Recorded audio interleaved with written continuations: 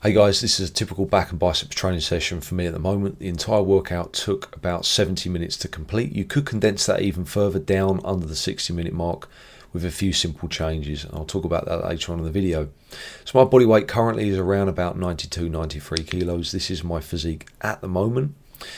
I was stuck at 90k for what seemed like an eternity, so it's promising to see that I have gained weight. I don't feel particularly fatter, and some of my key lifts have improved in terms of strength. So it's a good indication to me that I am making some progress in my levels of muscle mass. Despite the fact that I work night shifts, you just need patience, consistency, and intensity in the gym. You can see results with whatever lifestyle you have, really. So let's get into the workout. We'll start off with the vertical pull down, my first exercise. Bit of a funny tip to start, it might help some people out. If you haven't got any chalk or wraps, or the wraps don't fit the attachment that you're using, then just wet your hands slightly. Rub them enough so they feel clammy, and that will really help out your grip. So I'm really enjoying these at the moment, the vertical pull down, the close grip pull down, one of the best back exercises, probably my favourite at the moment. And I'm using this handle, as I said before, not only does it feel really comfortable, but it just prevents my elbows from flaring up. If I do it with a straight bar, instantly my golfer's elbow just gets too painful. I just can't do it.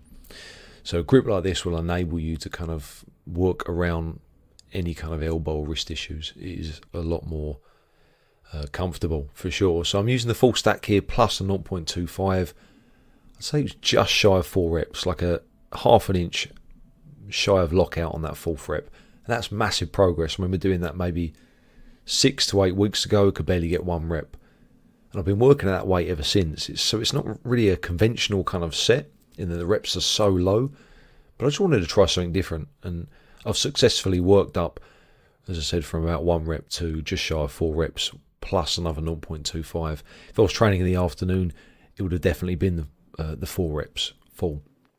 This is a morning session, which does affect strength when you're training from morning to afternoon and vice versa. You've got to notice a slight drop off in strength in the morning just because of lack of food, you've been awake less, etc, etc.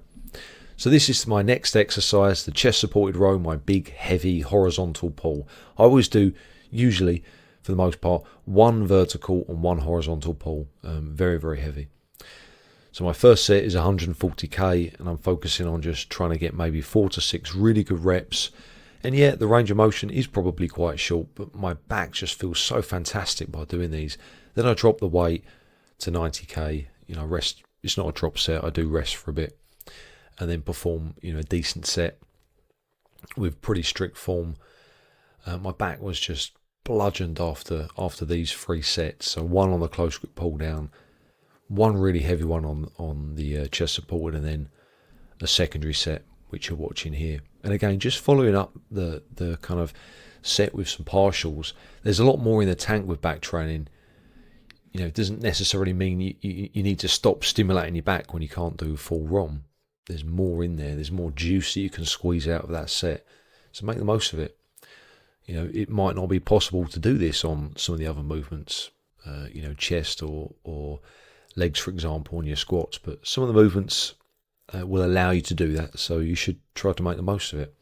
So next up, to finish off my kind of main heavy back movements, I've got the T-bar row, and here I do descending reps, ascending weights, so a regular pyramid scheme. I quite like doing that on these T-bars. It gives me time to kind of warm up into it, and that top set feels just a little bit better, a little bit kind of warmer in the lats and the traps, as opposed to kind of jumping straight in and doing those heavy loads. So that's what I'm doing at the moment. It's a relatively new exercise for me. I've put it back into the routine maybe 2 weeks ago now.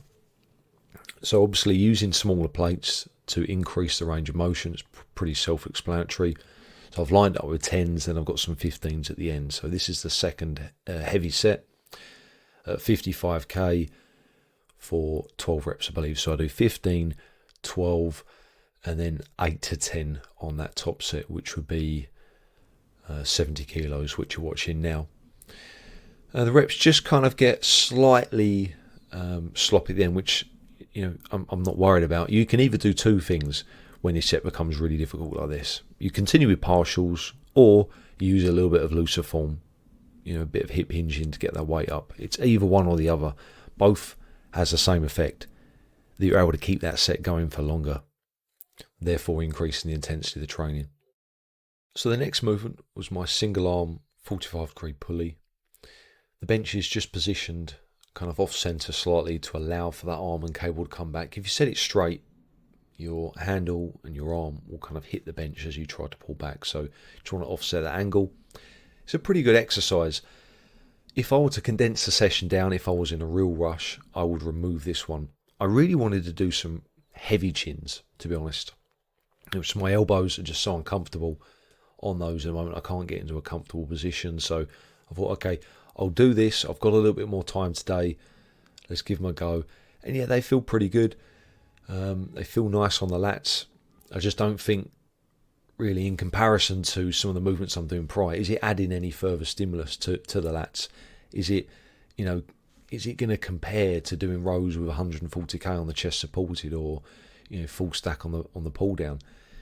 Maybe could probably increase the weight on this, but it becomes very difficult to keep that form tight.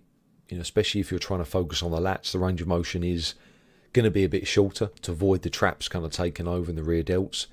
And almost it's counterintuitive with back training sometimes to actually hit the lats.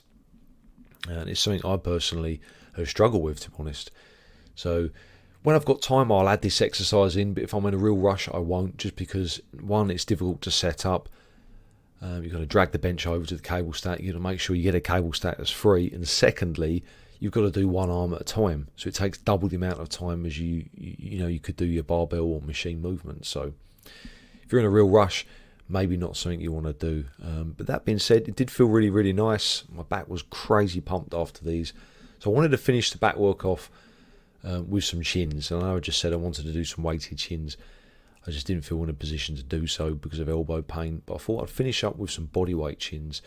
Now, if I go right up to the top, it starts really hurting the elbow. Obviously, the more elbow flexion, the higher you get, the more stress there is running through that inner elbow, the Golver's elbow. So what you can do is you can focus more on the first 2/3 of movement. You're going to hit your lats massively with this trajectory. At the top, you're going to start using your other back muscles anyway, your rear delts and traps and biceps and forearms to a greater degree. So by doing them this way, you can really focus on the lats and the kind of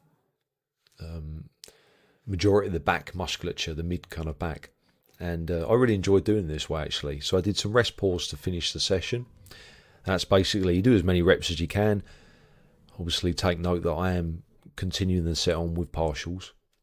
So the range of motion is becoming even shorter with every rep that I do.